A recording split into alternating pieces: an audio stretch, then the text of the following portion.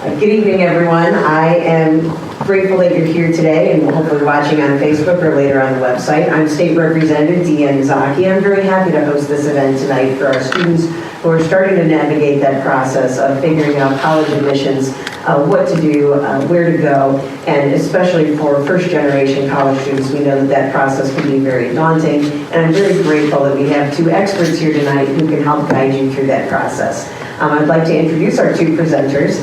First, we have Mayra Lagunas.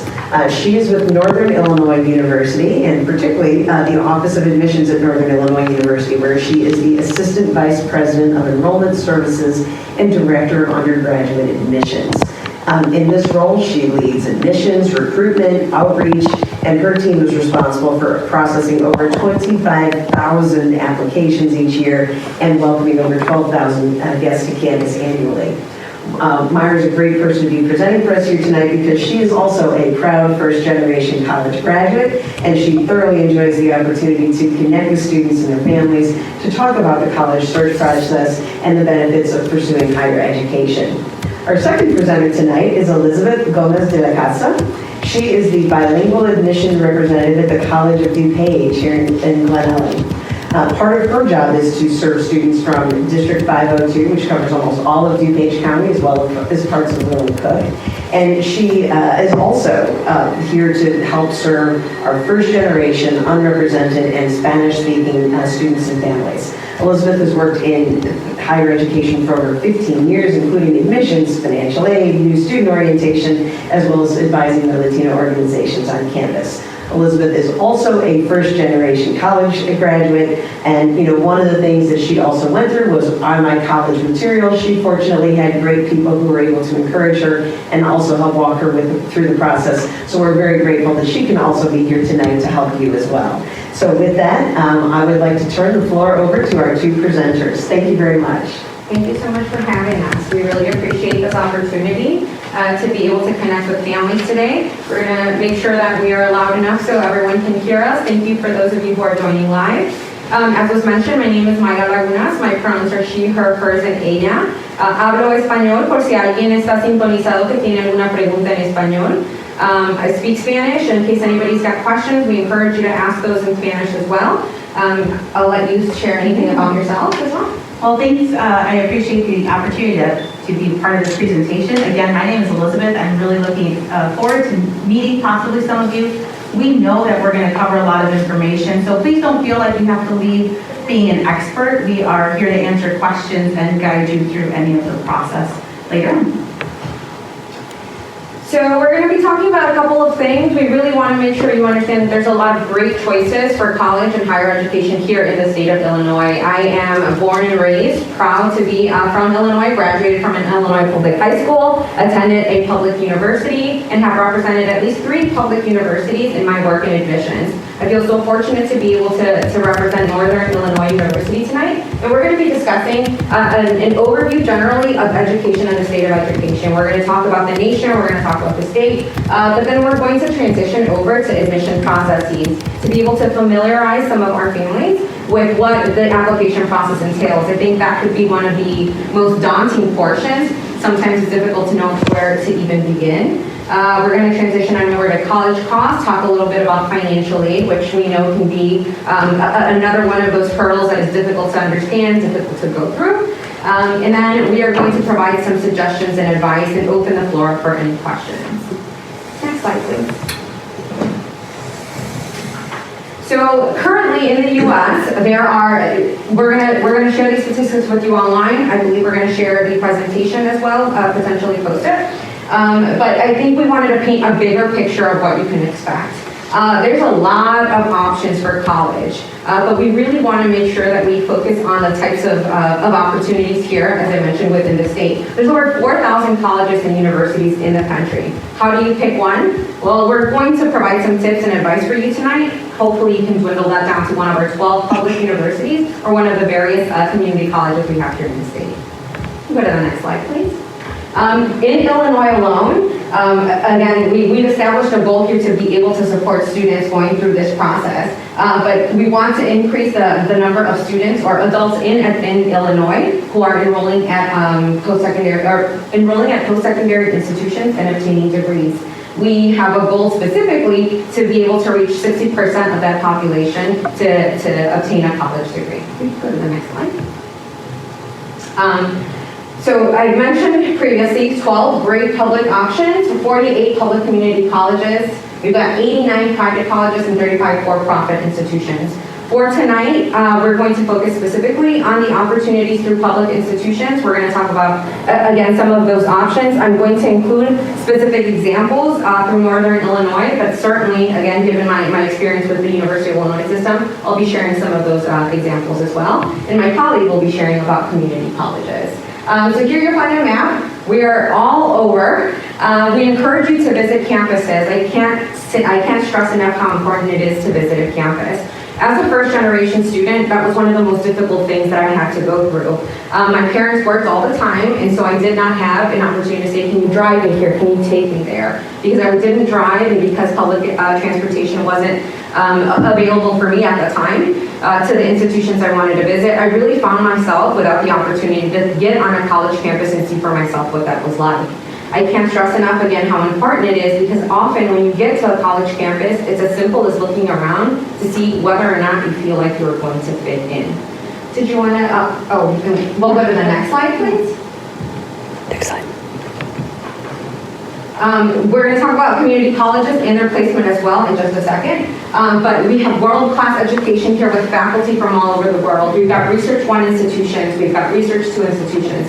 What does that mean? That means that our professors are not just the best in the country, but they're also contributing to different formats in science. They're leading technology, they're leading advances in so many things.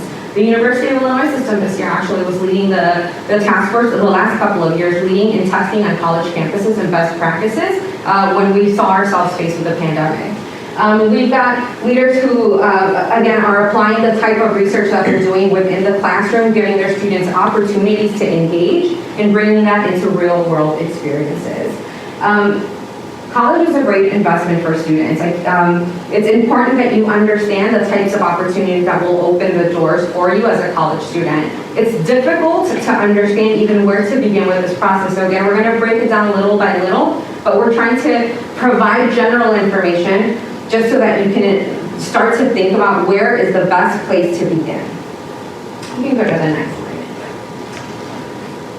All right, so one of the questions we often hear in the Office of Admission, both at four-year institutions as well as the community college from first-generation students, is understanding the difference between the four-year and the community college. So I'd like to break down a little bit about the community college. So I'm here representing College of DuPage, but this is general information about community colleges in general. So specifically about College of DuPage, we do serve about 48 different communities. We serve about 26 public high schools as well as 10 private high schools. We do have centers around the district. Our main campus is in Glen Ellen, but we do serve and have a center in Addison, Carroll Stream, Naperville, and Westmont. So one of the options for students is if campus is farther, the main campus is farthest from their home, they can attend classes at one of the local centers. Specifically about programs, next slide please.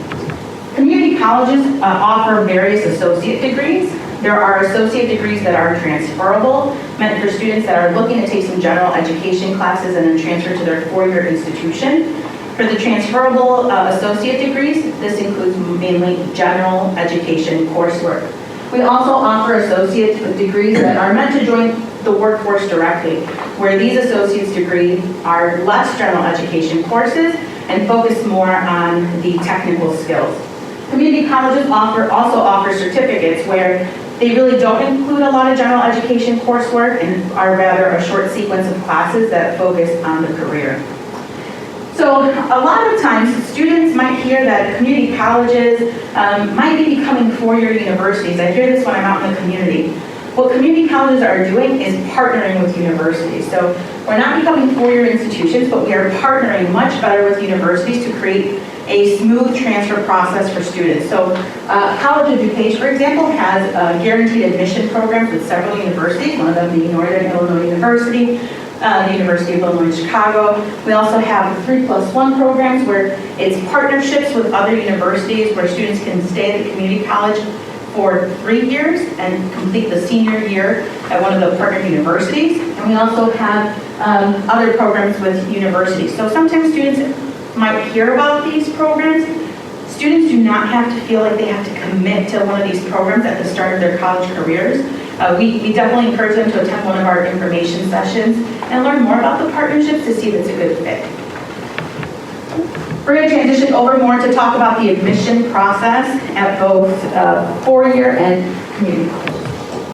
And partnerships, we often get questions about like, is it better, is it cheaper to go to community college first and then go to university? And what you're gonna find, a lot of the responses are going to be, it depends. And a lot of it is because it depends on the type of experience that you're looking for as a student. It depends on the type of time frame and timeline that you're working with. It depends on the type of program of study that you're seeking to pursue. It depends on your financial circumstances and situation as well. So a lot of it is going to be, it depends, and ultimately the best advice that I'm going to give is ensure that you're connecting with colleges or universities individually. Each of us have offices of admissions that represent the entire institution, and we can provide a little bit more insight as to what that might mean for you to go through that particular school, or whether it might be a best option to start at a community college first.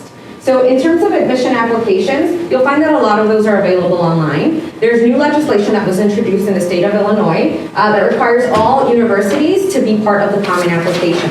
The Common Application is a conglomerate of different institutions, or is a database that allows different institutions to select or to participate through this application process. And it will allow a student to select those different institutions, add them to their Common Application, and submit the application on their behalf. Some of those applications actually have supplemental requirements. And so it's not just submitting the Common Application. You're also going to have to submit potentially supplemental information like transcripts. You may have to submit supplemental information like portfolios, depending on the program and depending on the institution. You're welcome, folks.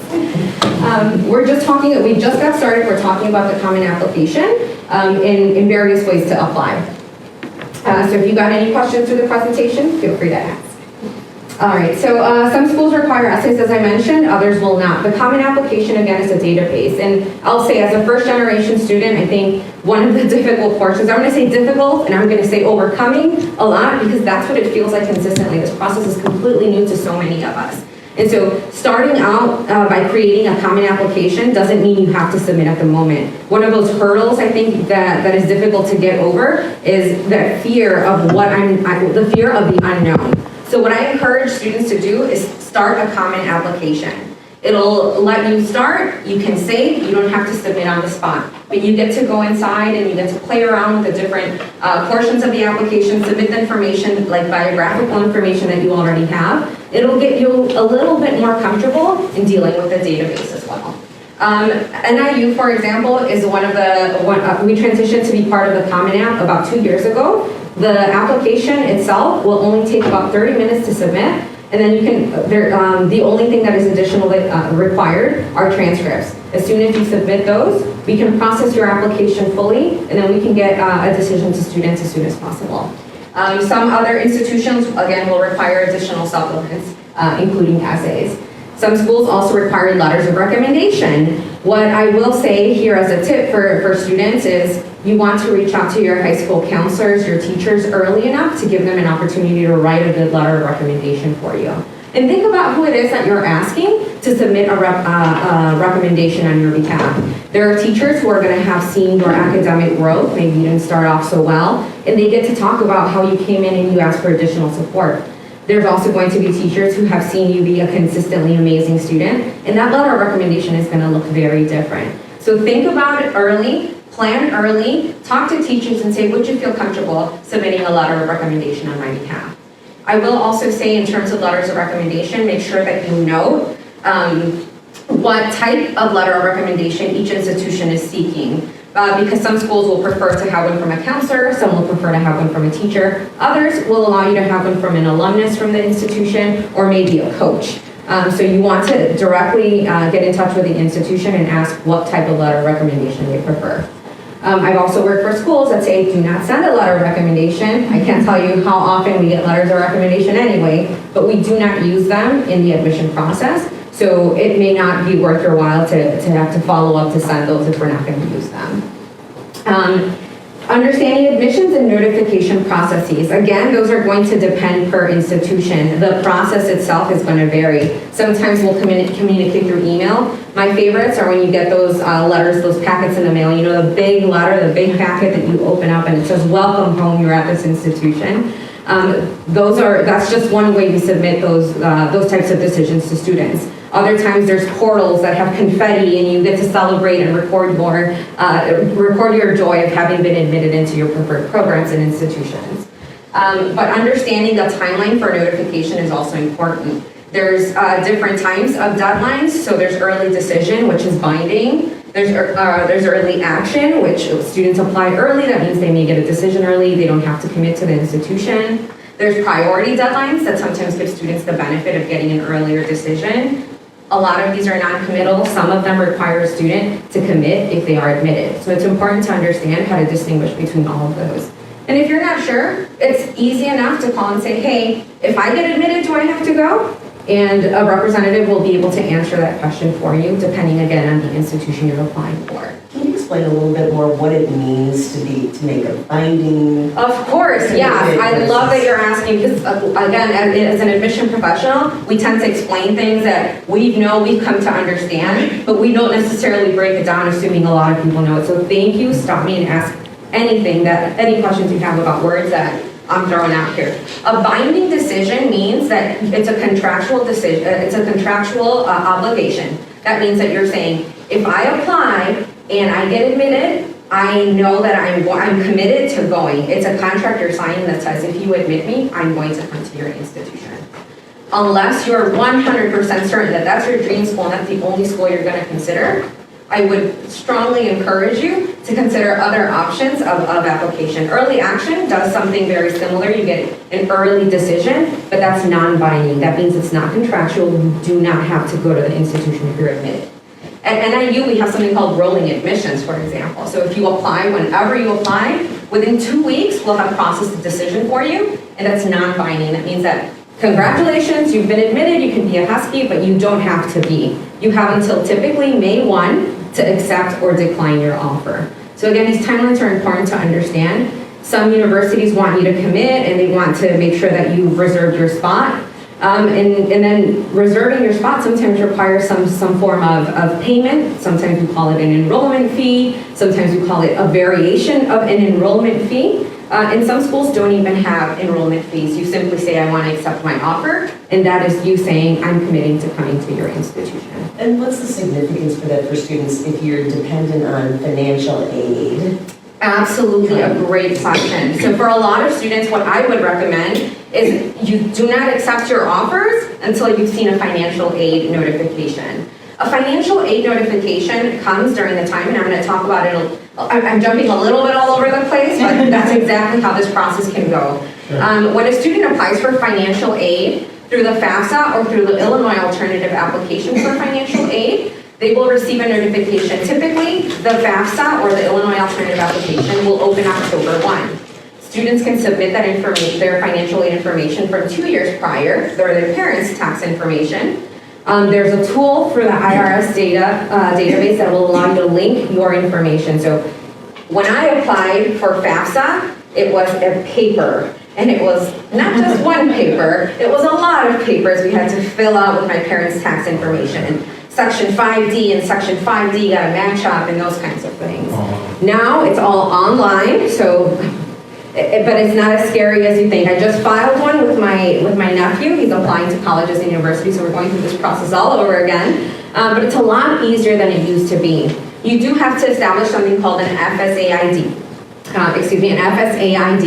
that means that you're going to be you're giving permission to connect your IRS, the IRS data tool, to your information through the FAFSA. That means that those systems will feed each other information, and you don't have to go line by line if you have that, if you've been able to connect the IRS tool. So once you submit the FAFSA, that FAFSA asks you to list at least 10 schools that you are interested in attending. Those 10 schools will receive that application, will process that information, and each of us will determine what sort of financial aid we can provide the student.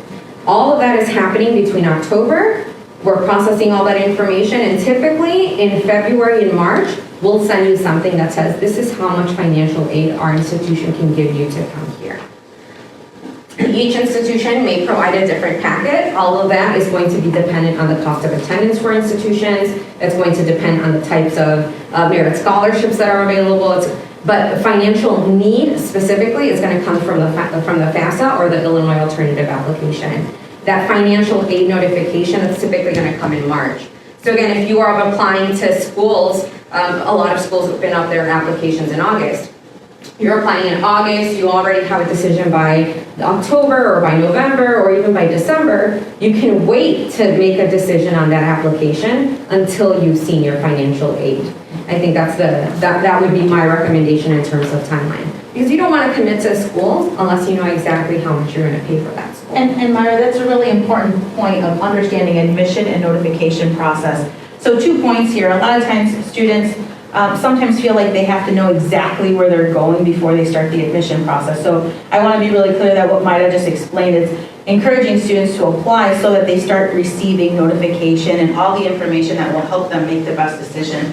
Once financial aid season or scholarship season comes in, it's really important that, again, the students know exactly what the expectation is to stay on top of the communication. Some universities might email, might text, others expect you to log into their college student email account. So it's really important that you know what the expectation is of staying on top of that communication and knowing steps. One common question that we sometimes get with first generation students is understanding, or maybe students are hesitant, if I apply, am I going to get admitted? Should I wait? And I think that that's where we really want to encourage you to have a conversation with your admission rep. I used to work for a four-year institution, and now that I'm at the community college side, I will tell you, do not underestimate the value of having a relationship with your admission counselor. That is our job, is to advocate for you and to answer questions. So we will have very honest conversations with you about what your SAT scores, ACT scores, GPA. Some students are still really nervous about applying, and we can alleviate some of those maybe assumptions that students make through the admission process. Yeah, and I think that's exactly the last point here. Use this as a resource. I can't tell you how many other admission representatives I work with. Our job is not to sell you on a school. Our job is not to convince you to come to our school. Our job is to provide you with information. Our job is to help educate you on this process so you can make the best decision for you. If we're trying to sell a school to you and it's not a good fit, we're both going to lose, because you're not going to be happy at our institution, which means you're not going to be successful. We want to make sure you have all the information you need to make the best decision for you. And one more point about the first one, accurate information. So for schools that are not on the Common App, most community colleges are not on the Common Application. You submit the application online. It's really important that you're slowing down and entering the right information. We encourage students not to use their high school email in the application. At some point, that email address is going to get deactivated, right? So we want to make sure that you have access. A lot of times we know that family and friends want to help their student, but please make sure that the student knows what is being submitted on their behalf. Sometimes parents accidentally use their email to fill out their application, and so the student is not receiving information directly. So please make sure that you're really taking the time to fill out information correctly. Things like you accidentally switch digits on your birthday, right? So just slow it down, make sure that all the information you are entering on that application is correct. You know, for student essays and then the reference letters, you know, when it comes to essays, what types of things do colleges usually look for? Does it need to, are they looking for grammar? Are they looking for ideas? Are they looking for analysis? Biographical sketch? what tends to be the type of student essays that really get the attention of the admissions officer? And I will say that is always going to also be an it depends answer, right? Because some schools actually have very specific prompts. So some schools are looking to see how you responded to that question. They want to know whether or not you actually responded to that prompt. Because we have a lot of students who will have a recommendation at the end, but students are applying anywhere from 5 to 8 schools. And if a student is copying and pasting a personal statement into every single institution that they're applying for, they may not be actually answering the question that a specific institution might have. I would say generally, we're looking for qualities that tell you or that give us an additional insight into who you are as a student. Generally, when we're looking for essays, it means that we're doing a holistic review of your application. Holistic is a term used to describe the different factors that we look at when we're trying to make a decision. Holistic includes characteristics like the curriculum that you're taking, the program of study you're interested in, the activities that you've participated in, potentially your portfolio, but the essay portion really gives us an insight into who you are. Your transcript is going to tell us who you are academically, but your essay is your opportunity to give your application a little bit of color. Do not be afraid to shine. When we're asking you, this is your time to brag. This is not a time to be humble and let us know just you're just a good student. You're a great student, and you're a great community member. What have you participated in? What else could we not find from anywhere else on your application that we might be able to gauge from your essay? Your essay is your opportunity to connect with us genuinely and tell us who you will be on our campuses and tell us how you expect to change the world as well. Sometimes we get essays that are hilarious, and I sometimes get essays that make me cry.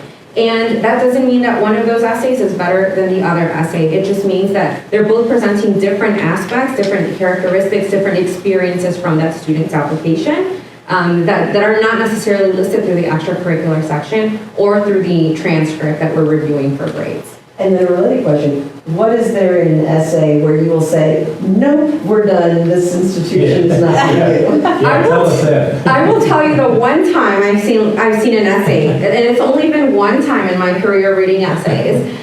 I've read thousands and thousands that I've said, nope, this not this student. And the student's essay said, I don't want to come here, my parents are making me apply. Oh. Don't be that student, unless you want to tell us directly you don't want to come here, and then we can make a very quick decision on your application.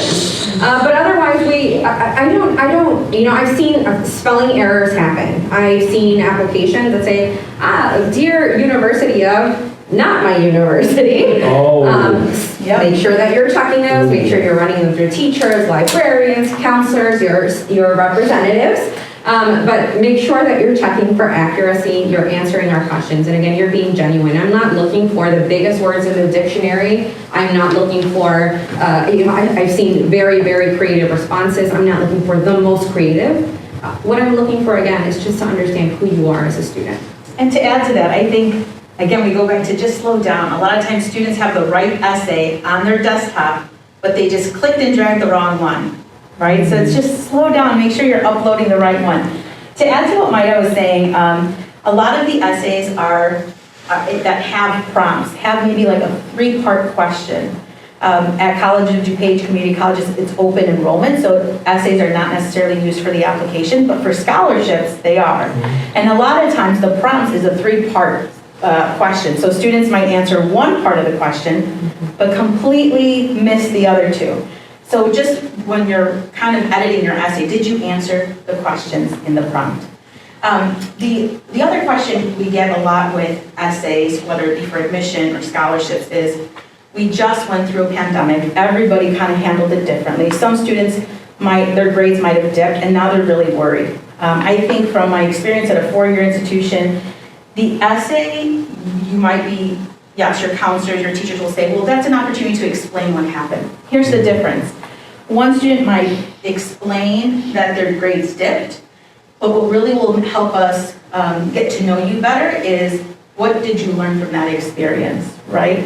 And so it's going a little bit of the extra mile to explain, yes, this happened, my grades dipped, but this is what I learned about myself. This is how I plan to maybe make some changes in college now that I've had that experience. So it's not only telling us what happened, but what did you learn from it and what are you going to do differently?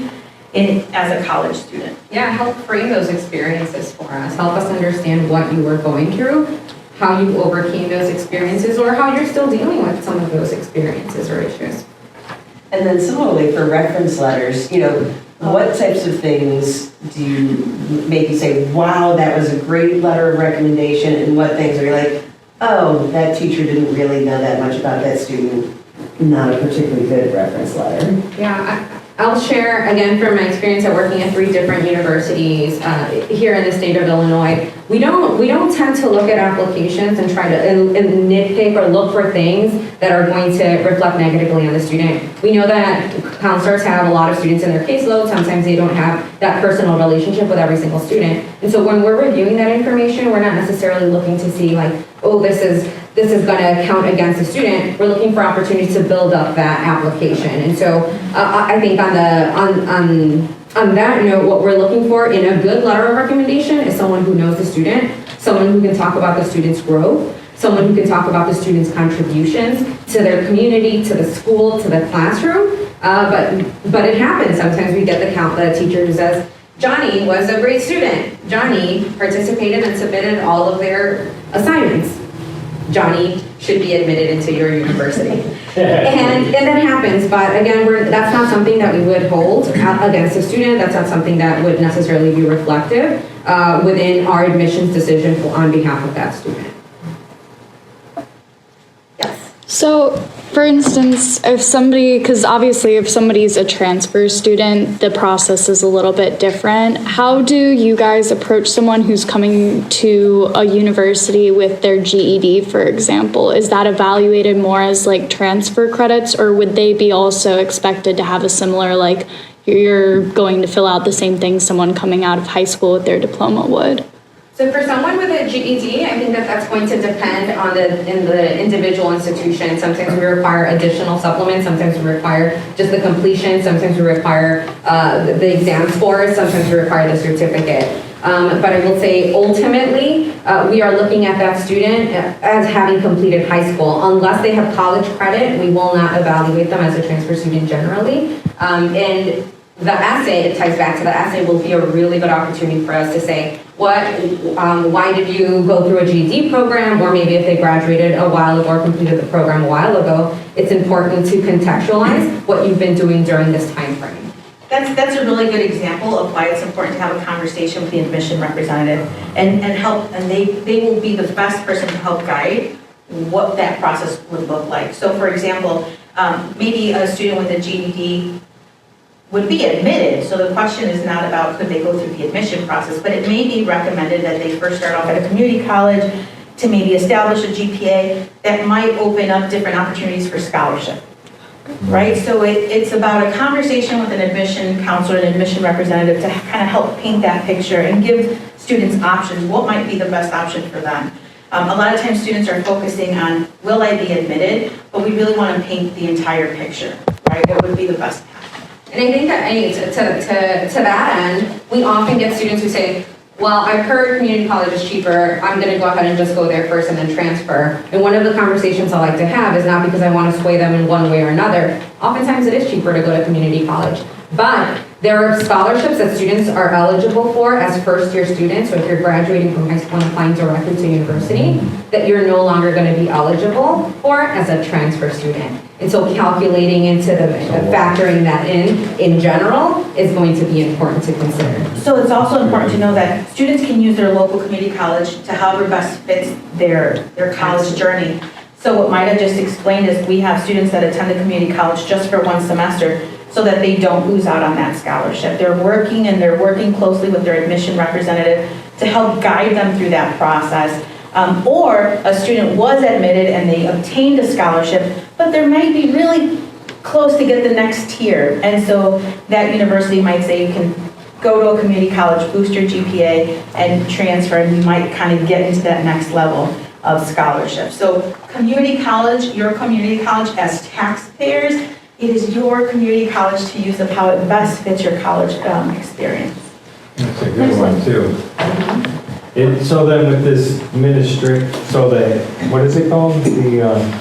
We were saying to use it, it's The community college? Common application? Oh, The Fast. consultant. Admission counselors. So before you submit your app, you should call up, and like if you're gonna submit to Northern, you call or you email, or how do you get a hold of them? Yeah, so you can find our contact information on our websites. Generally, most universities will be the admissions at the university.edu. So for Northern, it's admissions at niu.edu. So- You can also Google Northern Illinois University Office of Admission. It'll tell you the email, it'll give you a phone number, and you can always call us. Before, You can call us before you submitted the application. You can call us with any questions that you have prior to submitting or any concerns you have prior to submitting. Okay. Or you can submit your application and then we send you a notification, we send you financial aid notification, and then you say, maybe this might not be a good path for me. You can still apply to community college and then after having applied, say, I'm weighing out my options, let me go back.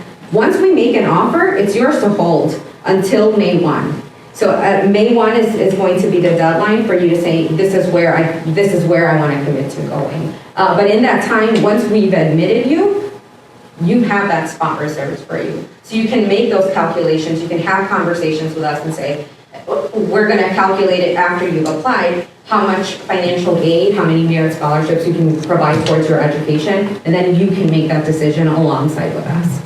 And when students are sitting down to fill out their admission form, are there things that documents you recommend they gather before they start that process? Yeah, so students can start requesting their transcripts be sent to our institutions, but if we have no record of you, we may just have your transcript sort of floating in limbo. So you're gonna wanna start an application or submit an application, but be prepared to submit any transcripts for any institutions you've attended, whether it's community college or your transcripts from high school, have those submitted to us so we can match in your file.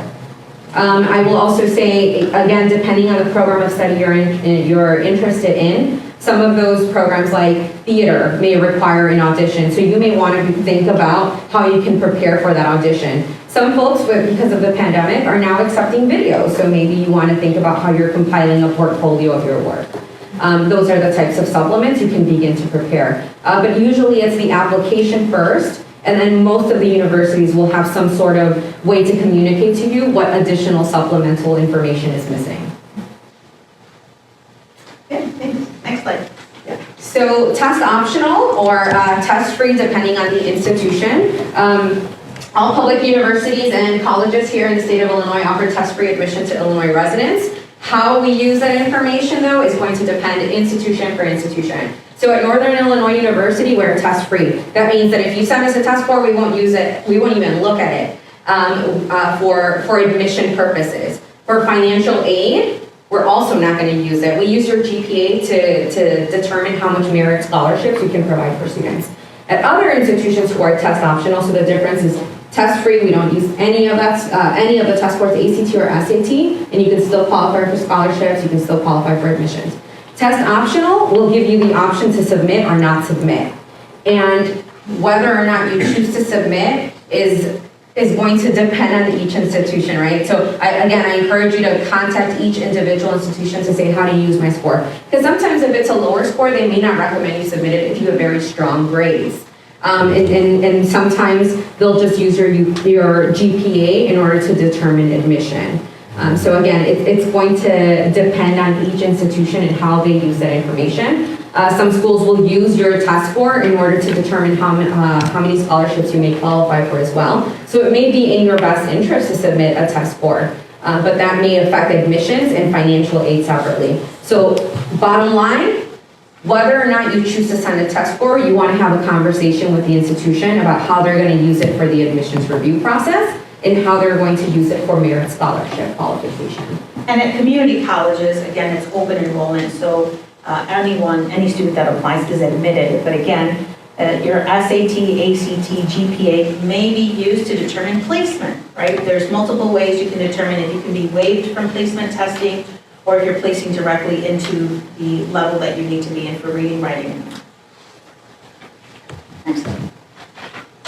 So application review, I've touched on this a little bit through holistic review, but I'm going to touch on formulaic and holistic a little bit more, and I'm going to explain what those are in just a second. But each university ultimately determines how they review applications and how they make decisions. Decisions are going to run the gamut of a couple of different types. So there's things like admit, right? I think all of us, all of the 12 universities will tell you if you're admitted. All 12 of us will tell you if you are denied. Some have wait lists, others do not have wait lists. So those decisions are going to vary per institution. So again, it's important to understand what institutions give what type of decision. There's institutions that also defer students, which means that we're going to hold on to you. This is not a decision just yet. Maybe for the next round, we're going to give you a decision. So understanding the timeline for those and the types of different decisions is going to be pretty crucial in this process. Again, some universities will use the holistic review, which is, I explained a couple of different factors that we look at before we make a determination. And some institutions will use a formulaic review. What that means is that, and they'll be pretty upfront about it. If your GPA meets this score, or if you have this GPA and you have this test score, automatically admitted into the institution. At NIU, 3.0 on a 4.0 scale and above, automatic admission. And that automatically qualifies you for some scholarships as well. Not every institution does that, so again, depends on each institution that you're applying for. Again, this approach, the holistic approach specifically, looks at the entirety of the student. We look at extracurricular activities, we look at essays, we look at trends in grades, rigor in coursework. I think one of the biggest misconceptions is that institutions in the holistic process are comparing students in this process, and we are not comparing students to each other. We're looking at each individual student in the context of the resources available to that student. So what school do you attend? Do they offer honors? Do they offer AP? Are you taking advantage of those courses? How are you doing in comparison, not in comparison, but how are you doing in terms of involvement? Extracurricular activities. If you're a student who's interested in pursuing a program of study, for example, in psychology, are you part of any clubs that may reflect that interest, right? Are you taking any courses that may reflect that interest in that particular program of study? So that is considering a lot of different types of factors, but holistic review, again, not necessarily the same exact thing at every institution. Yes? What are the most competitive programs, or are they all looked at equally? I think again, this is going to be one of those, it depends. So each university will have a series of more competitive programs. So U of I, Urbana-Champaign, very well known for engineering. Computer science, one of the most competitive programs that they have. And so I would rank that very highly, right? But competitive means different things at different places. Last year, as you can imagine, there's been a surge in students. In the last couple of years, there's been a surge of students interested in pursuing nursing. So by nature, because there's so many students interested in nursing programs, a lot of these programs have become very, very competitive. Some of them offer really wonderful scholarships, and so in that way, they may be very competitive, right? Maybe some theater programs don't have too many students, they only take 20 students. But because of that, they'll also become very competitive. So there's various ways of looking at what a competitive program is, and it's going to be for different reasons. Does that sort of answer your question? And then you can also, again, reach out to the institution and say, how competitive is this program? And you can typically find admission rates for individual programs of study as well. You'll also be able to find general admit percentages through the websites of each institution. I think also to add to that, that's a good question of why it's important for students to visit and understand their programs at their schools. Sometimes students might only be looking at one school at one particular program, and so they don't have a plan B or a plan C, right? And so Maida mentioned engineering at the University of Illinois Urbana-Champaign. So at College of DuPage, we have a partnership with UIUC for engineering pathways. Now, a lot of times, students are not considering the community college or not considering applying to engineering pathways, and the deadline passes once they realize that either they weren't directly admitted into UIUC's engineering program, not realizing that they could have applied through College of DuPage for guaranteed admission, right? So it's just important that you're looking and that you're comparing so that you have possibly a plan B and plan C. So again, first generation student here, applied to one school thinking I was applying to another school. Ended up at the school, I absolutely love the school, I had a great time there. But now that I know all of this information, again, I try to share with students the importance of just stepping on a campus and looking around, seeing like, do I see myself at the school where people are throwing frisbees? Do I see myself at a smaller school? Do I see myself in a classroom with 300 other people? Or do I see myself in a classroom in a lab of just 10 people, right? A lot of that is something you're going to actively see when you're on campus. That's a good point, Maida. I always give the example of my sister and myself. We're both first-gen students. My sister went to a very large public institution, but as the oldest, right, she was the very disciplined, well-behaved child, the firstborn, right? She just always was like goody two-shoes. And then I came along, and it was a little bit of a different story. And so the environment that worked best for me was a smaller private university where I had a little bit more of that accountability. Both great institutions, both were a great fit for different reasons. And so I think that that's really important for students to understand. Sometimes students choose an institution based on what they've seen, and maybe it's just another extra visit or to hear about another program or school to understand that there might be a different option. Yeah, and I think, in general, these conversations tend to be, you do this and this and this and this, but it isn't truly the best way to approach it, right? There's no prescribed pathway that is best for every student. I went through a public university, 4 years, graduated, finished. I have a sibling who went 1 year, dropped out, took some time to figure out what they were doing, 10 years later returned, completed, now is a teacher. I have one sibling who started at the university that I went to because they were like, that's where you went, that's where I'm gonna go. Absolutely hated it, right? But we all make decisions for different reasons. That's what they thought they were comfortable with.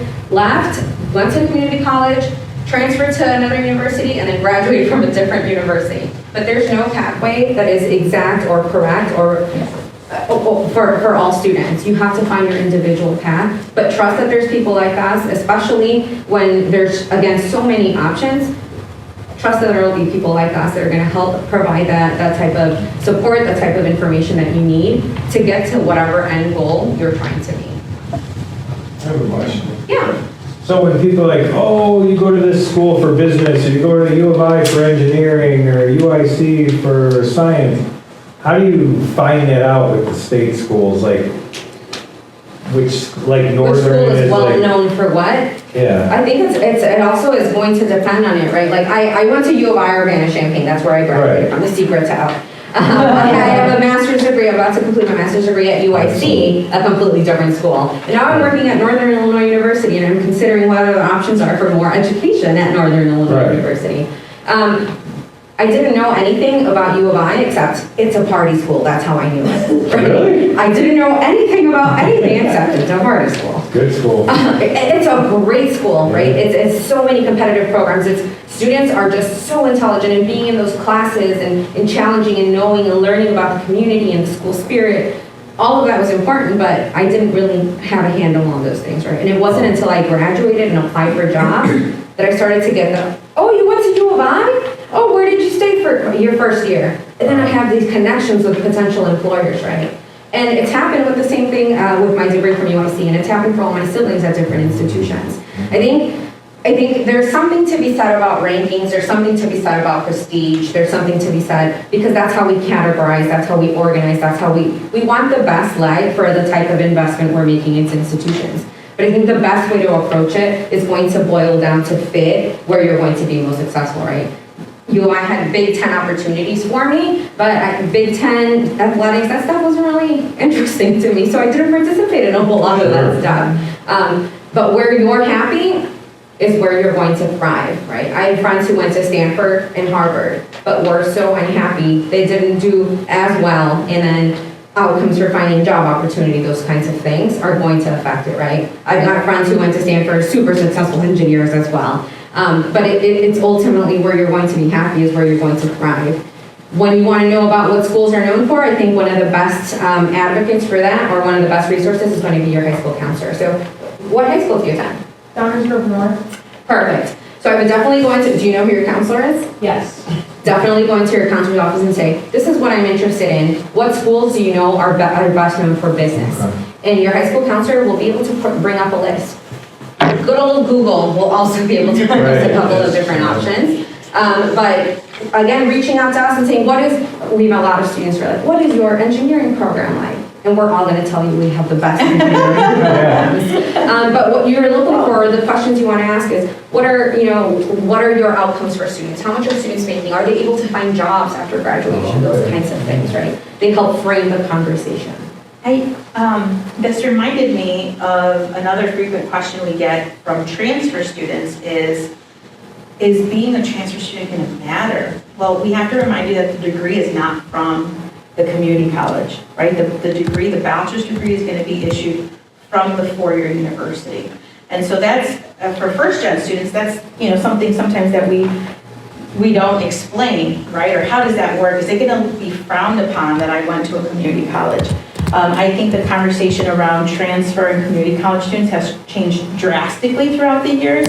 And so it's still important to talk with your admission counselor based on the program. Some universities might have specific course sequence that they want you to get out of the way while you're at a community college, or specific courses that they prefer that you hold off and take at the university. But it's also important to know that your degree, your bachelor's degree, will be from the four-year institution issued by the university and not the community college, right? And I'll add it, I think the last additional piece to that is what you're doing at the university, right? Right now, as a high school student, you're gearing up to be the peacock, show your feathers to the universities and be like, this is what I've been doing this entire time I've been in high school. Through college, you'll be taking on some more of those things because you're going to want to show employers what you've been doing the entire time that you've been at undergrad, right? So you're going to want to take on experiences like study abroad. You're going to want to participate in internships. You're going to want to participate in research. And when I say research, I mean, lab coat, microscope. Certainly that's part of it. But research can entail so many different things. I participated in research with a professor that allowed me to sit through court cases and observe how people were reacting and treating some of the folks that were coming through the courtroom. I've had friends who did research on Disney princesses. Full on, there's everything you can imagine under the sun that you can research, and certainly we've got so many options at all of our research institutions here in Illinois. Tailgating.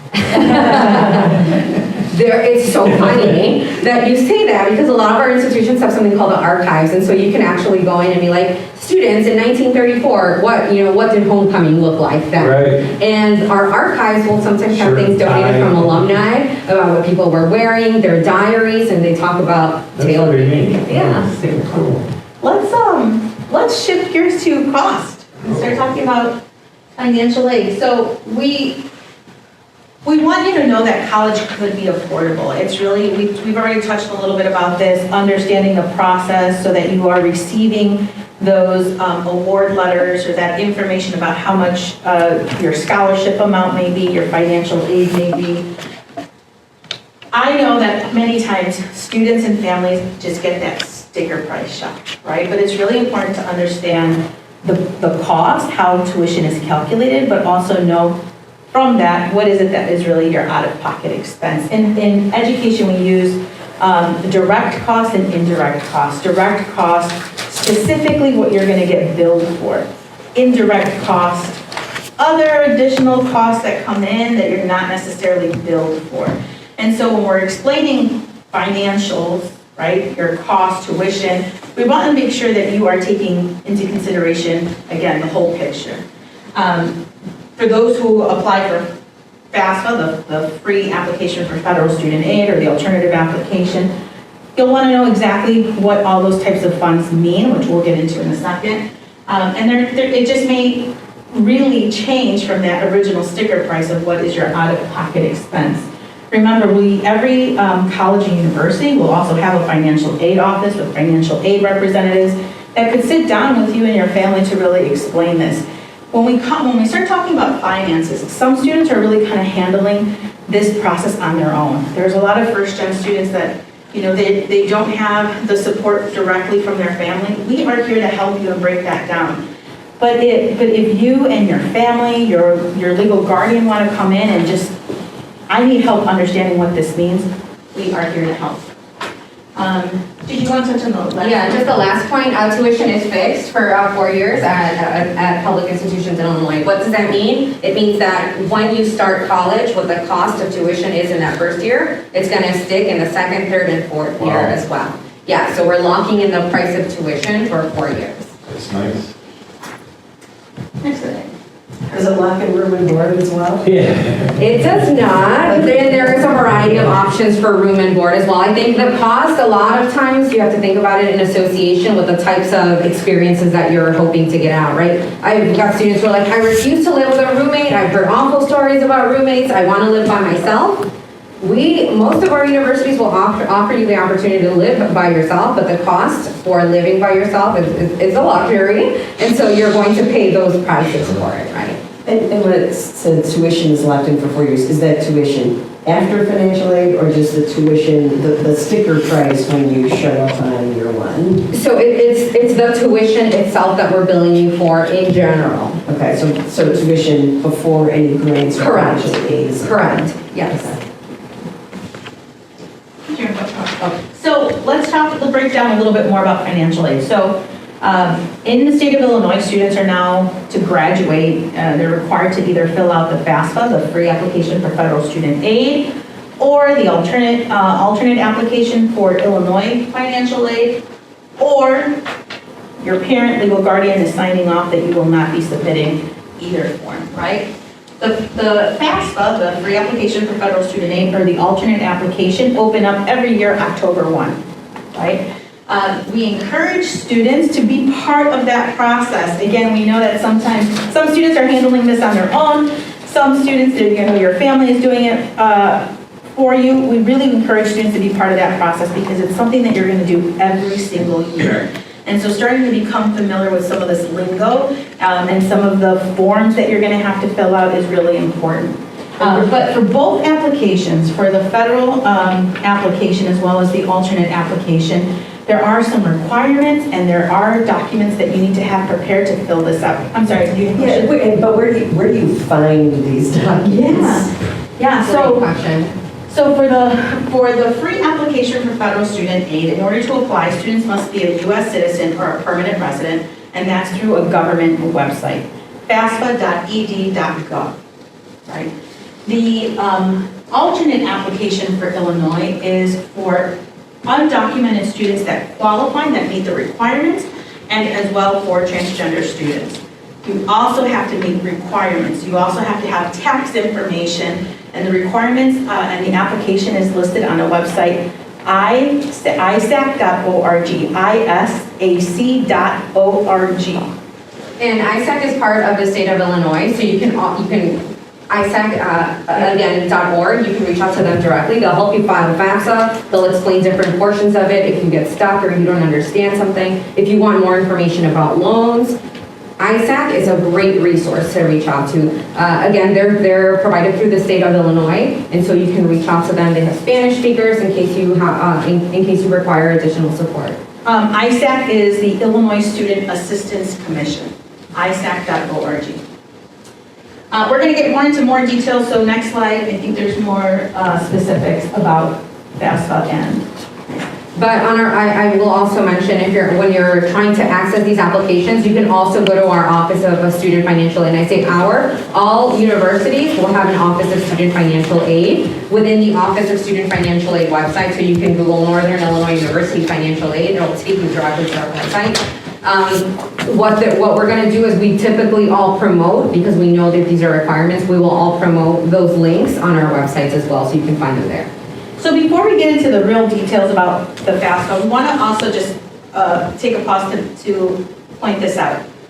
In order for most institutions to start awarding you, sending you the results, you have to have been admitted to the college. Most colleges and universities, actually all, have what we call financial aid calculators, right? Which is kind of like a tool that you could use pre-being admitted, pre-filling out FAFSA to get an idea of what the cost would be like. But once you apply for FAFSA, it's really important that you have applied to the college as well, so that you can actually receive the results. So once you fill out the application opens October 1. You're in a little bit of waiting time until about February, early year, before schools start sending out your financial aid award letter. So you'll hear that word, award letter. Award letter is what really breaks down all the types of money you qualified for and the amounts. And the award letters are generally very clear about what is grant money, free money, gift money, money that you don't have to pay back, versus loans, money that you do have to pay back. Right, and I think that's the next slide. I think right before we go into it though, typically with the submission of your FAFSA or the Illinois Alternative Application, that's like we've asked for the information that we need. Sometimes the university will need additional information or we put you through something called a verification process. So it's so important that you're checking email. Check your email. I can't stress enough how important it is. That's how we'll reach out to you to provide any additional information we might need to continue to process your financial aid application. That's so true, because students are like, well, I already did it, right? Like, I already applied, where's my award letter? And they didn't realize, that's a really good point. They didn't realize that their financial aid office may be asking you to submit additional documents. So we already touched a little bit about this. Grants, right, do not need to be repaid. It's a gift. Typically, once you are a student, you do have to maintain good academic status to keep receiving those grants. Scholarships don't need to be repaid, right? They could be merit-based or based on something else. I think this is another sometimes assumption that first-gen students make, is that we often hear about scholarships that are really just based on GPA. Or they're only for students that really know what they want to major in. And there are scholarships that are very general. So it's important that you take the opportunity to apply for different scholarships. Do you need to add anything to the slide? I think the next slide includes... We can go to the next slide. Okay, yeah. So student employment, I am a big fan of students working on campus. That may be an option through your FAFSA of qualifying for student employment, where it's not actually the institution that's paying you, it's part of your financial aid. But many institutions actually also have student positions, even if you are not eligible for student work study. It's a great opportunity to start building your resume, getting connected with different departments on campus, just being in that environment. So for students that currently don't work, or maybe this is going to be your first job, we really are big fans of students working on campus. It's a good way to get started. I'll tell you, I had the parents who were very concerned, how is my student going to, how are you going to manage school and a job at the same time? Actually, there's a ton of research that shows that students who have employment are more likely to be able to manage their time better.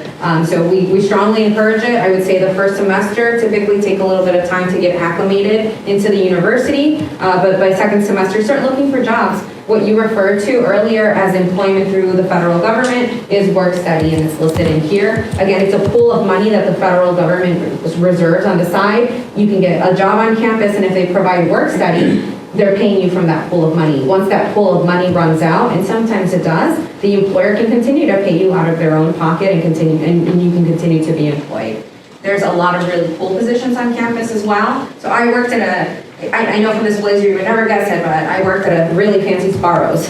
I was a pizza girl.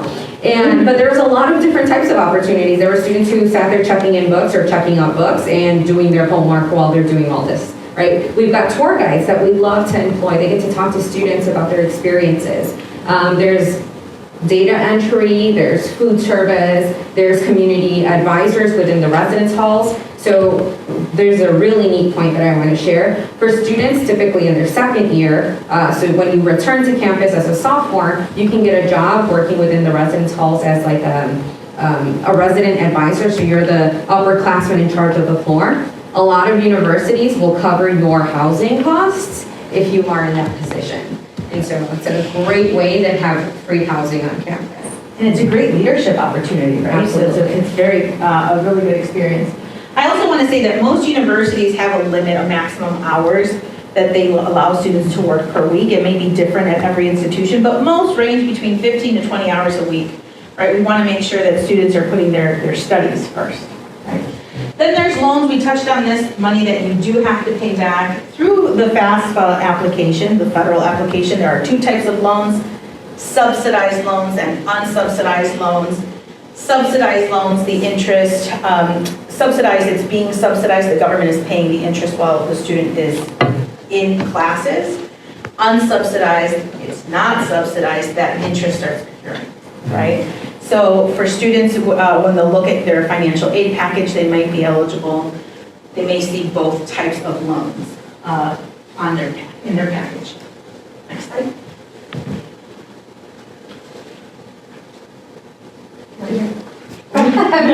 Of course, yeah. So we're gonna talk a little bit more specifically about the loans. I think that there's a lot of misconceptions and myths. I think that there's also a lot of reservation about taking out loans. About 61% of seniors who attend colleges graduate with some sort of loan debt. I think what's important is to calculate the types of employment opportunities you'll have and your ability to be able to repay those loans after you've graduated. NIU just incorporated something called financial advisors. That's different than financial aid counselors.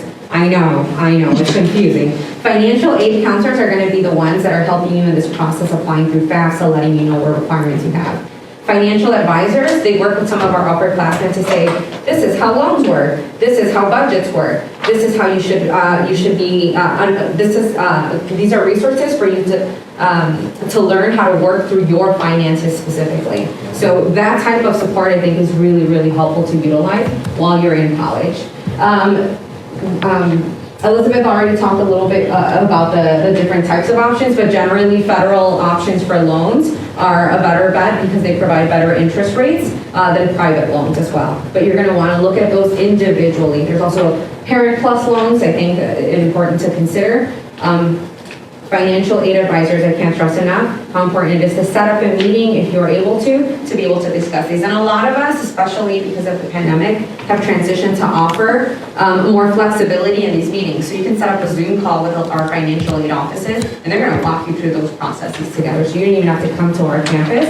You can set up a video call. I have a question. The merit scholarships, merit-based, do you apply through that ISEC or whatever for that too? Is that, or how do you find, or like, how does that work? So for merit scholarships, some of the universities with your application will automatically consider you for any merit scholarships you may qualify for. So there's nothing else you need to do. We've got your transcript. We know what your GPA is. We know what your test scores are. We can make a decision about the types of scholarships we can provide you. There's one in particular called the AIM High Grant. I'm going to talk about it in just a sec, actually. But that's we provide that as a type of scholarship as well. But each university sort of determines what thresholds a student needs to meet in order to be awarded that. But merit scholarships can be used through the application process itself, or you can apply separately for private scholarships through different forms. At NIU, once you submit an application, we'll consider you for any merit scholarships you may qualify for. Once you're a student, you'll have access to a database where you can submit additional applications for scholarships within each of the programs that you're applying for, or within the specific college, like College of Liberal Arts and Sciences within the university system. For community colleges, generally, the merit scholarships are not automatic. For most community colleges, there are deadlines. It's a separate application to apply for scholarships. So at College of DuPage, our Scholars Award has a deadline. So when we talked a little bit earlier about deadlines, many times students are not considering the community college, and so they miss the deadline to apply for these scholarships. Again, we want to remind you that applying does not mean that you're committing right away. So we always encourage students, apply, if you're applying to the community college, you apply for, at College of DuPage, again, it's called the Scholars Award Program. If you apply and you receive the scholarship, you're not committed yet. We still give you closer to June to decide whether you're attending or not, right? So it's really important at least just to know your options. So before we get into this slide, one thing that I do want to mention as we're talking about first generation students going through this process. For many students, it's the first time that you're really kind of going to get deep into the conversation about finances. We really encourage you to talk to someone you trust, whether that's someone within your family, a counselor, a friend, about maybe having a little bit of a conversation of where you stand in your finances, right? A lot of times, for families, it's a difficult conversation, and I see sometimes families having a financial conversation too late in the process, right? So we are not here to tell you how to run your money, right? We are here to give you your options, but we have some families that might not want to get in debt. They're very against taking out loans. We have families that just want to take out what they need, right? They're just not, they're just want to be mindful that their student doesn't get into too much debt, unnecessary debt. But it's really important, every family kind of has their stance, how they manage their money, and we really encourage you to have that conversation earlier, sooner than later, right? Yeah, I think that this graphic just covers, again, the potential for the return on investment for a college education. A college graduate won't, a college diploma is going to be worth $2.8 million over a span of a lifetime.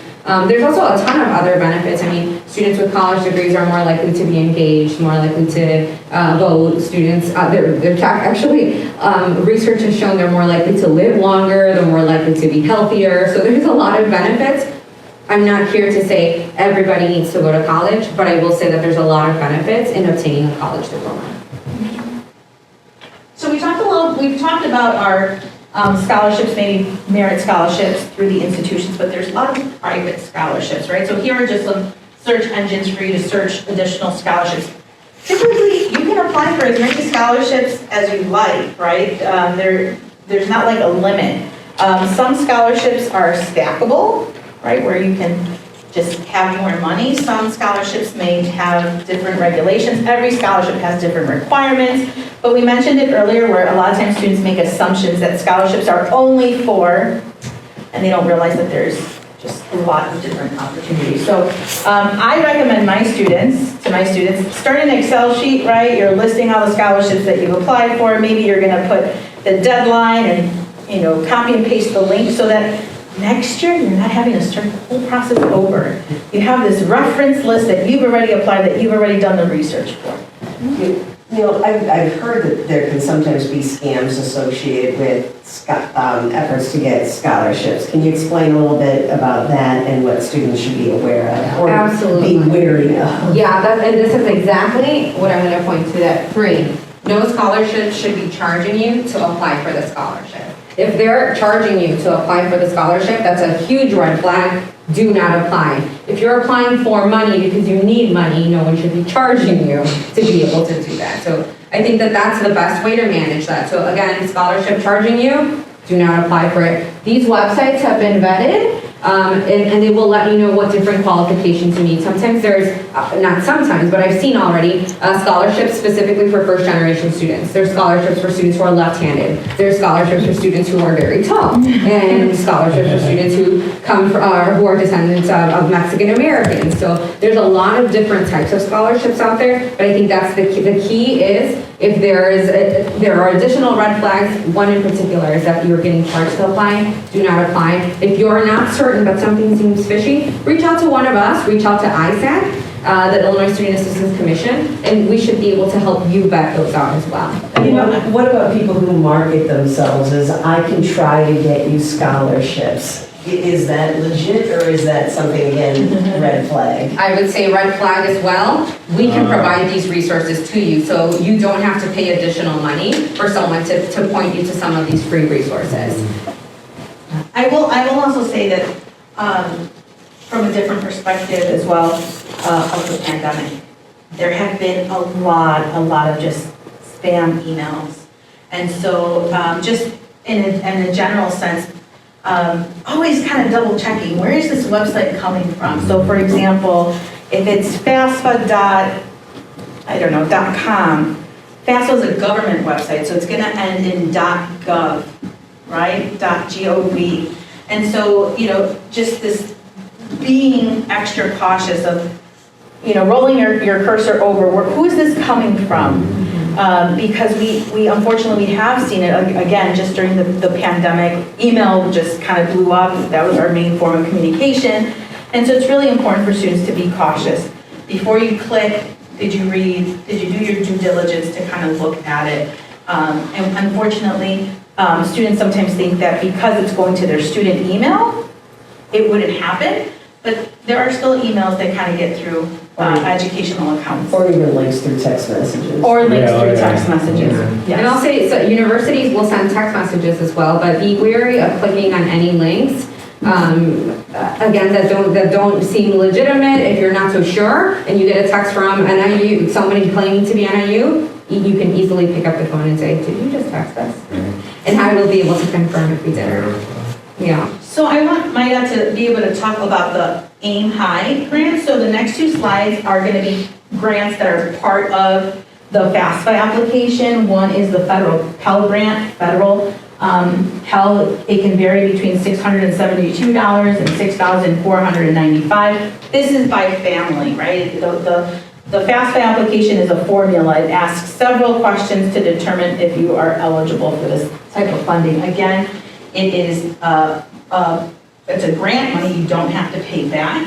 And then the next slide is the Pell Grant, which is the state fund, state grant. The math grant. I'm sorry, the math grant, yeah, thank you. From $300 to $5,496. So one thing that I want to point out about financial aid or FAFSA is that the amount that you qualify for, generally at most institutions, it's based on a full-time status.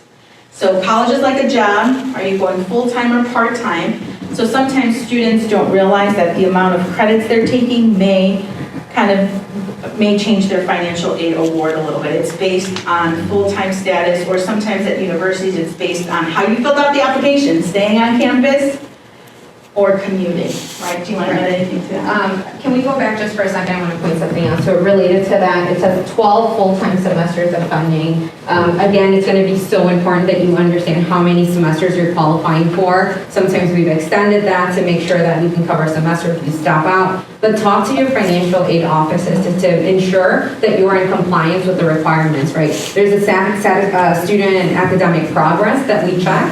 Student academic progress refers to a caveat that says you need to meet certain GPA or academic criteria in order to continue receiving these grants. So you want to make sure that you're staying on par with the GPA requirements to continue to receive this aid. And then for MEP grants, is the timing of when you get your financial aid application important for eligibility for MEP grants? Yeah, you know all the right questions, yeah. So we really encourage students to apply, to submit their application for both the FAFSA, the free application for federal student aid, as well as the alternative application for Illinois, because funds do run out, right? And so it's important, by you submitting the application, it's almost like you're getting in line, right? You are ensuring that you meet the time when there's still funds available. There will come a time when state money runs out. Students can still apply to see if they're eligible for federal aid and loans, but state aid might be out. Yeah. Next slide.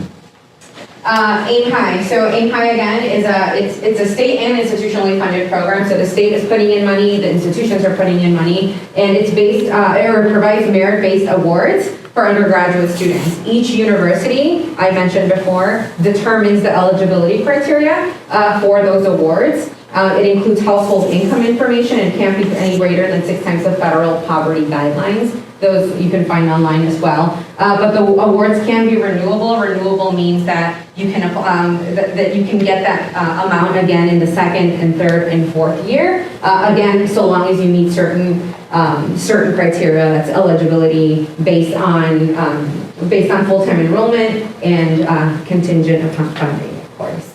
But all of the public universities in the state of Illinois participate as Aim High. So students have the possibility of obtaining these grants. Again, eligibility criteria varies, so you'll find, you can Google Aim High NIU, it'll tell you how you can qualify for that. Aim High UIC, and it'll tell you exactly what your criteria is for that as well. Next slide, please. So we're gonna go through this very quickly, because I know we've already run a little bit over time. It's a lot of information.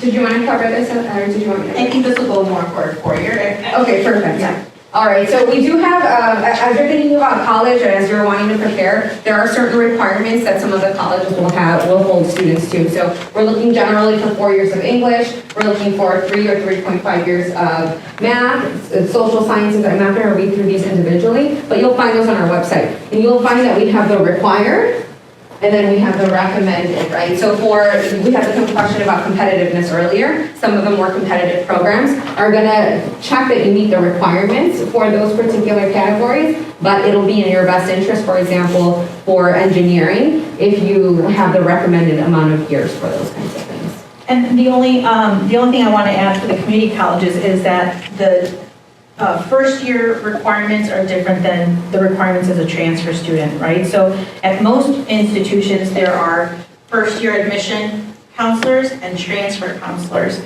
Transfer counselors, as a former transfer counselor, I had to know a little bit more about specific course sequence, because at a community college, we want to make sure that you're taking courses, not only that transfer, that's kind of like part one, that's sometimes students are asking about, do my classes transfer? But the second part is, how do they transfer? Where in my curriculum is it fitting in? Is it meeting a general education course? Is it meeting a prerequisite to my major? Is it going to count as an elective?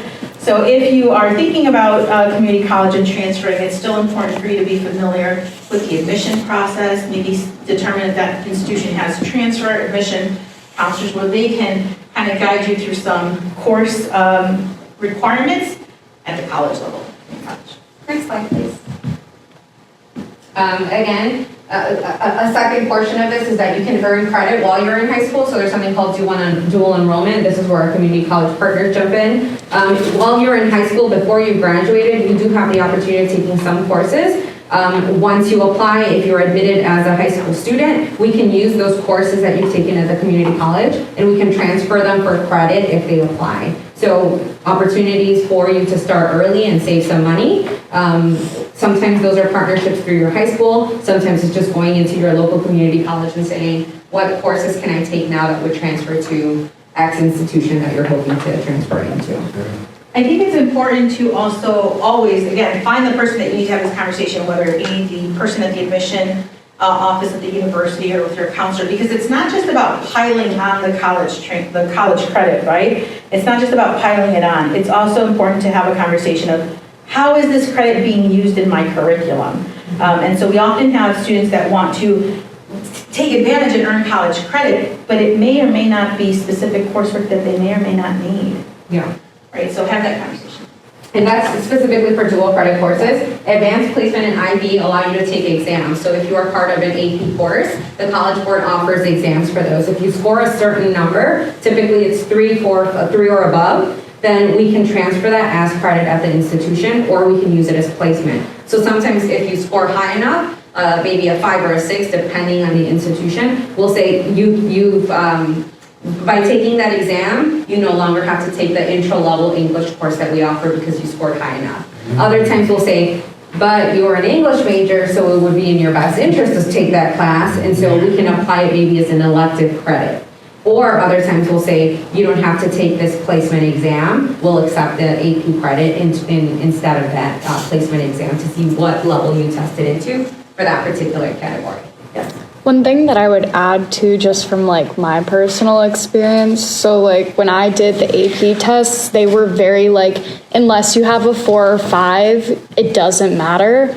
But I just sent in all of my tests anyway, and I ended up graduating a year early because of that. So really, depending on what school you go to, like even if your high school is telling you you need a 5 or a 6 or whatever number, you should still just send them in because it's worth it.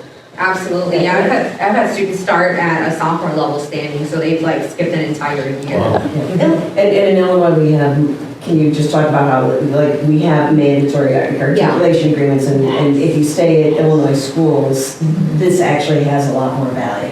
Yeah, so there's a lot of legislation at the public level, especially here in Illinois, that will transfer that credit. So when I mentioned 3, 4, and 5, I say 3, 4, and 5 specifically as a score because we're required to take that. How we apply it, back to your point, is going to be the difference. So sometimes, again, we'll apply it towards credit, sometimes we'll apply it towards placement, but we'll certainly have to take anything that's a 3 or above, but we'll work with you individually as institutions to let you know how that credit transfers on over to us. Yeah, we touched on some of this stuff. Just ask questions, apply early. I think sometimes sometimes a new process is really scary. And so a lot of times in the students that I work with, I know that it's not, it's not laziness, it's fear, it's the unknown. And so visit campus, ask questions. I know that sometimes it can be really intimidating walking on to a large campus, but making that connection with one of us, we can walk you through a lot of these steps. Fit is a common, finding the fit, right? That's kind of a loaded conversation and a loaded word. And it's about, do you feel welcome? Do you see yourself there? I gave the example of my sister went to a large institution. She was very disciplined, and she thrived in that environment. I needed something different, and so fit, location, classroom size is all important. And I think the other part I wanted to touch upon is this one, don't stress if you haven't decided on a major. A lot of students have no idea what they want to do. I think it's a lot to ask students that are 17, 18 years old to select what they're going to do for the rest of their life.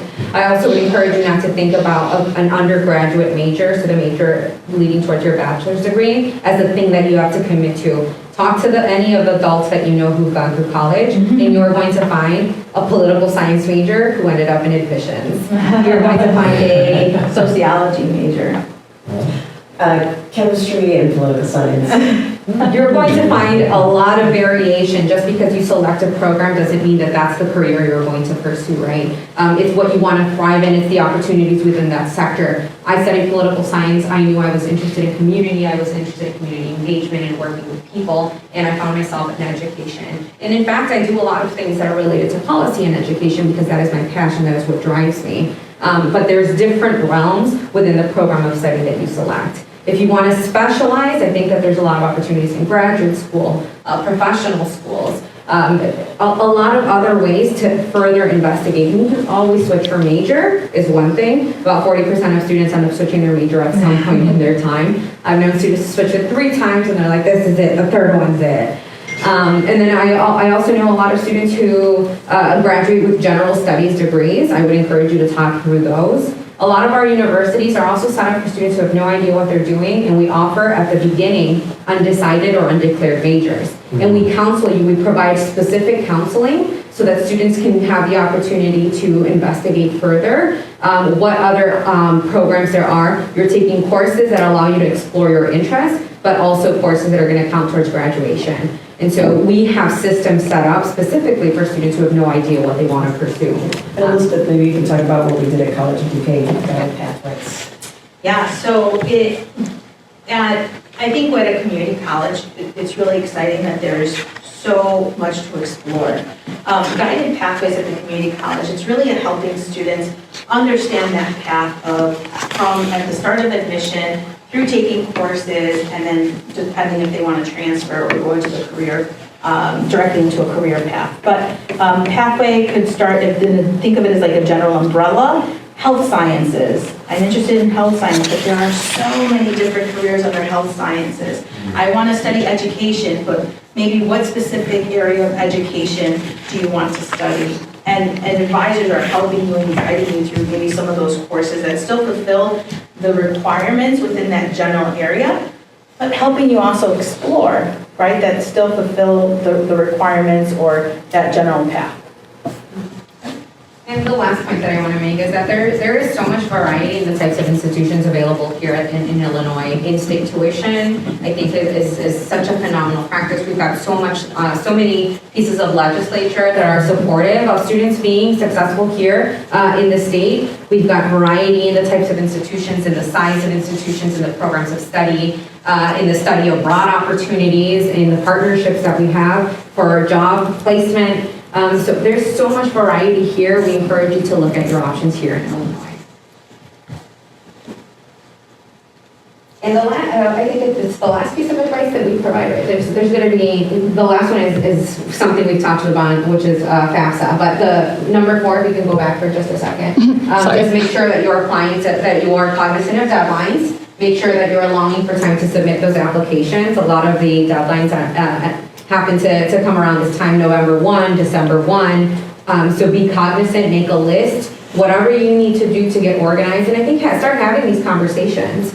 My parents were like, our job is to work, your job is to figure out the college stuff, right? And I think to some degree it's fair. I see my parents, going to work every single day. They had other stressors. I was like, this is the one that I could leave. But when it came time to select a college or university, I was like, well, this is where I'm going. And they were like, wait, what? And so it's important to have that communication early on to express what your interests are as a student, what your interests are as a parent. I've had situations where I'm sitting down and the parent's like, the student wants to go out of state and I'm not gonna pay for them to go out of state.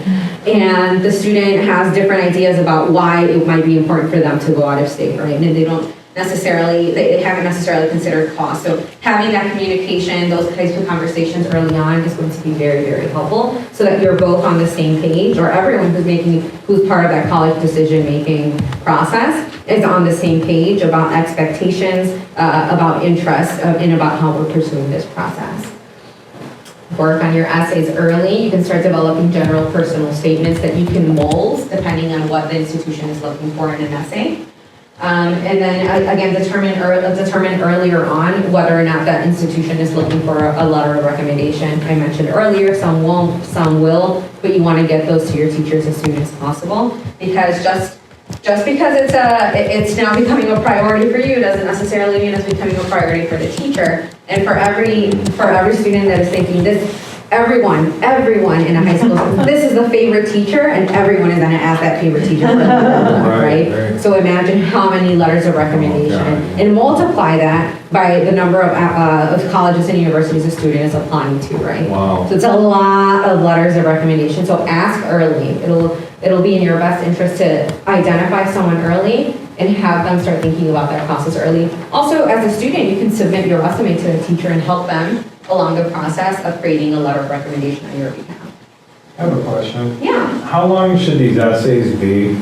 A lot of us have guides, so some of us will say no more than 350 words. Others will say an open question. So a lot of it comes with the instructions on each individual. And they'll be typically 3? Sometimes there's 3, sometimes it's just one personal statement, sometimes it's nothing. So it'll depend on the university. Oh, nothing meaning no essay. Yeah, nothing meaning no essay. Sometimes we're just like, just submit the stuff and maybe we'll follow up and say we might need an essay from you. Or sometimes it's, nope, this is all we need, you're good. Application cost is the other one that I just wanted to touch on really quickly. Some universities will provide a waiver. You can simply say, I can't pay the application fee, and they'll cover that or they'll waive that fee for you. Others require formal paperwork that you need to submit and it needs to be verified. Other institutions like Northern Illinois University is completely free to apply for all students. Wow. And then, again, these recommendations vary. Talk to your high school counselor. Sometimes they have requirements at the individual high school where they say apply to 8 colleges. Some will say, apply to what they categorize as reach schools, target schools, and safety schools. Reach schools, this is specifically based on academics. So reach schools are, I'm thinking, more selective institutions. You may or may not get in based on your criteria. Target schools are schools that sort of fit the academic criteria that I'm bringing to the table. And then safety schools, these are schools that I'm for sure going to be admitted into, just so that you have, I think, a variety of different types of institutions and security of having been admitted to some. Okay, and then the next one. So reminder, put October 1st on your calendar every single year, right? What's a little bit different is that as a high school senior, many of the high schools are providing these FAFSA alternative application nights. But after your senior year, it's really your responsibility to seek the help, right? So as Maida mentioned, every financial aid office at the colleges and universities offer workshops and assistance, and we mentioned the Illinois Student Assistance Commission to help you and your family fill out the application. Always make sure that you have all of the paperwork that you're going to need. Tax information is required to submit the application. Make sure that you're checking deadlines for each school about financial aid, accepting your financial aid or submitting any additional paperwork that they may be asking for. You'll often hear it called, as Maida mentioned, verification process. Making sure that you're checking your email for that, right? Making sure that you are staying on top of that communication. Check if your institution has additional scholarship opportunities. The scholarships that were available for first-year students may be different from the scholarships available for returning students, right? So don't make the assumption that it's the same scholarships every year. And again, call the university if you have any questions. Quick reminder, 12 great public universities, a lot of variety here in the state of Illinois. Reach out to us if we can help answer any questions about the application process or financial aid process. College can be affordable. We've talked about loans, we've talked about grants, but we're happy to talk about them some more in individual meetings with you. There's money available for those who qualify to help you through the college search process and affordability for 4 years, not just planning for your first year, but planning through the entire time through graduation. And then there's people like us that are just so excited to be here. Based on our experiences, we're so excited to help others, help educate others on how to make these decisions. Sometimes we're in these roles because we didn't have anyone to advise us, and we want to be that person for other first-generation students. And sometimes we had amazing supports that inspire us to be that for others as well. Thank you. So we just want to say congratulations for those of you who are embarking on this process. We know that it can be a lot of information. Don't feel like you have to be the expert. Just let us know. Thank you. Thank you so much.